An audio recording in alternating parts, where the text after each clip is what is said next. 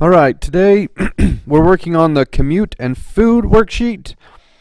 So we need to ask two questions. We need to ask, do you commute more than 10 miles one way to work or school each day? And do you prefer Italian or Mexican food? And you're supposed to talk to 200 people in your group. And then however many people actually respond, we're just going to run with that number. So let's say I only talked to 172 people because, let's be honest, I don't know that many people who like me enough to respond to a survey. And of those 172, let's say that 65 of them can commute 10 miles or more. And with regard to Italian food, let's do 96 preferred Italian food. I'm going to base my information off of those numbers. So number one, count the number of people who you surveyed that commute more than 10 miles a day. I got 65. What percentage of people surveyed commute more than 10 miles a day? So number two is going to be, let me grab my calculator, I'm going to need it.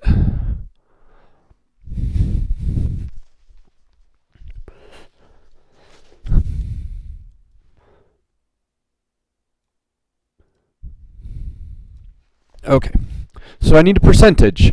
Well, that's easy enough. 65 divided by 172. So that is 38%.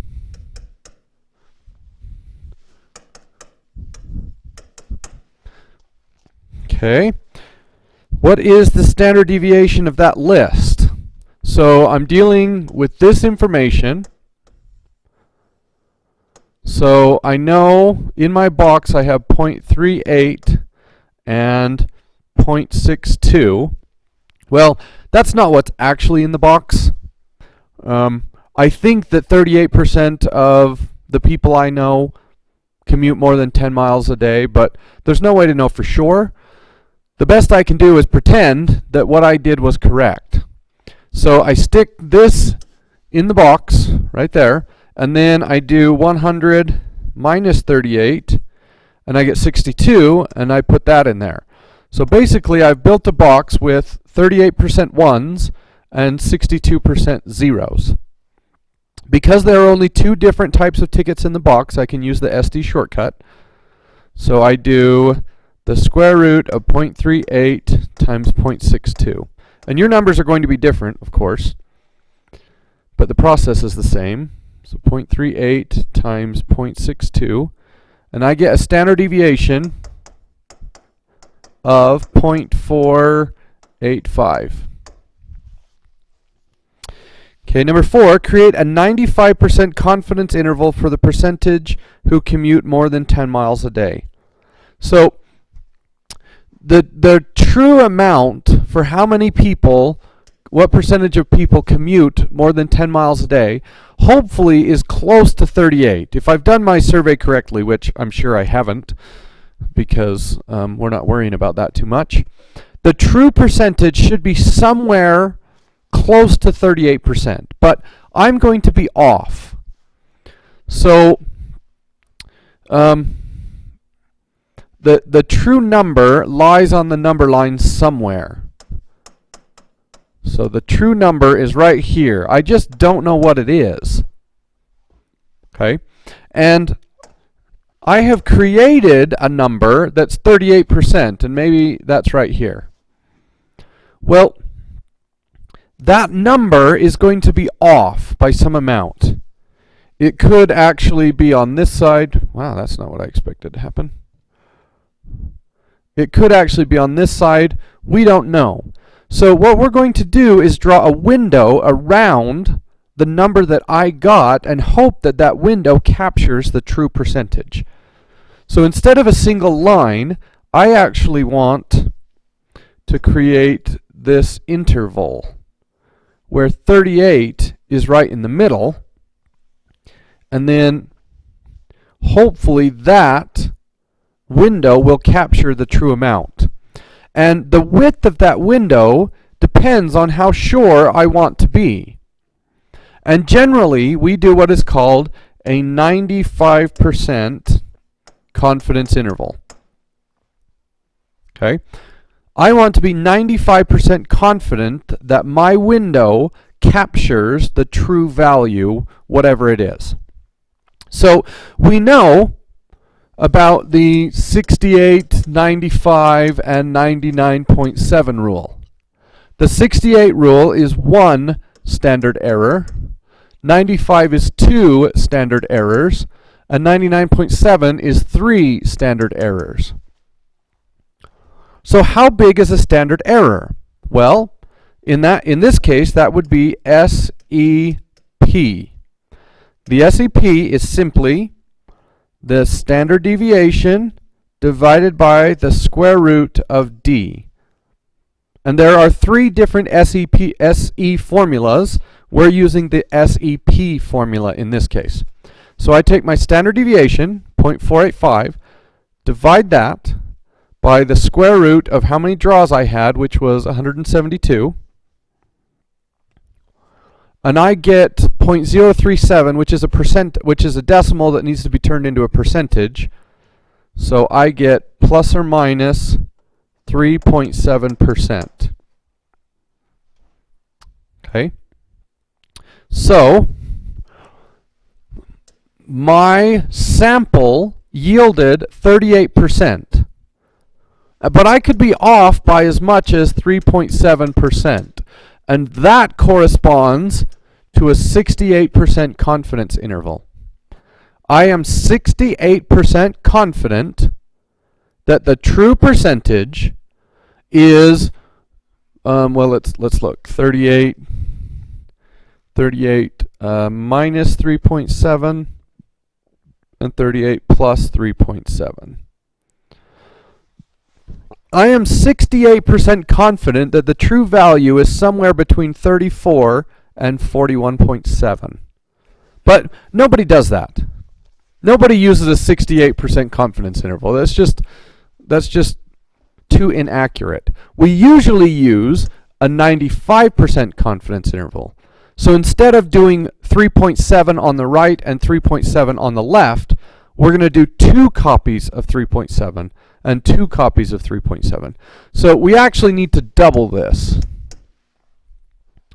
So 3.7 times 2 is 7.4. So let me get rid of all this stuff. So I am 95% confident that the true value is 38% plus or minus 7.4%.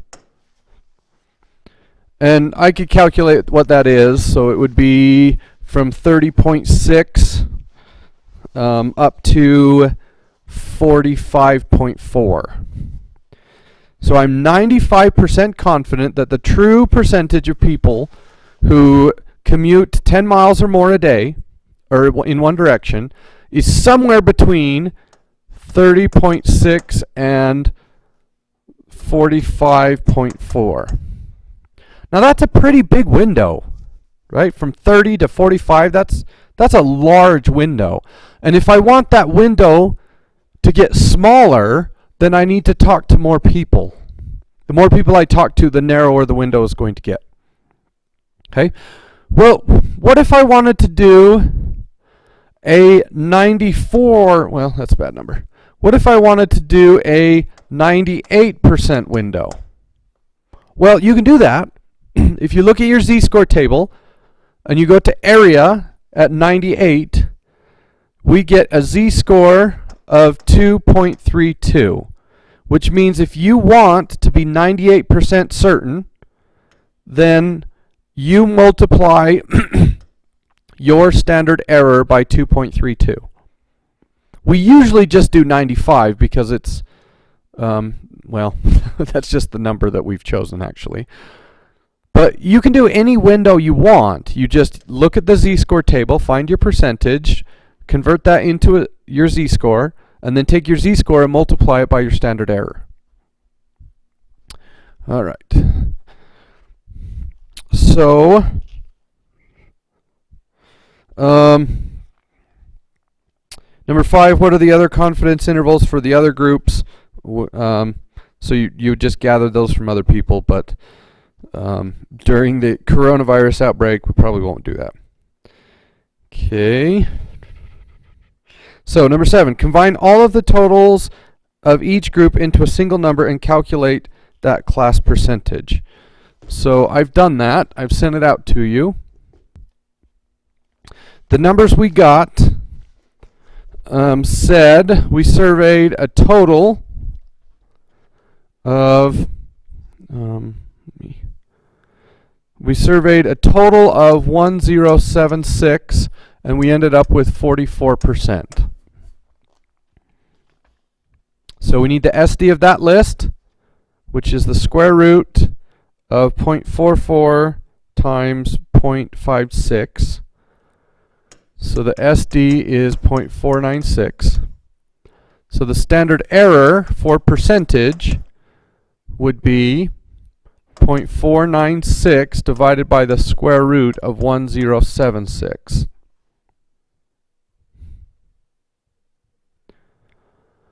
And I get 1.5%. So 1.5%. Okay. So I want a 95% confidence interval. So I want to build this confidence interval with 44 in the middle, and I want to be 95% confident that the true value will land inside that window. Well, that's a bad way to say it. I want to be 95% confident that my window will land in a place that actually captures the true value. So to do that, I need to double this to 3. So 44 plus or minus 3. Now you can state your confidence interval that way, or you can state it this way, from 41 to 47. I am 95% confident that the true percentage of people who commute more than 10 miles in one direction each day is somewhere between 41 and 47. Now notice, this window is tiny compared to the window that I set up right here. That window is much wider. And presumably we're talking to the same group of people, but the reason that my first window is so much bigger than my second window is because in the first one I only talked to 176 people, and in the second one I talked to nearly 1,100. So the more people you talk to, the narrower your window is going to be. The more accurate your results are going to be. So if you get a window that's too large, then just go out and talk to more people, and your window naturally will get smaller. So number 10, what do you notice about the width of this interval? It's much smaller than the width of the other interval. Okay, so the food one. Let's see what I got. 976. Okay, so for my food one, 96 over 176.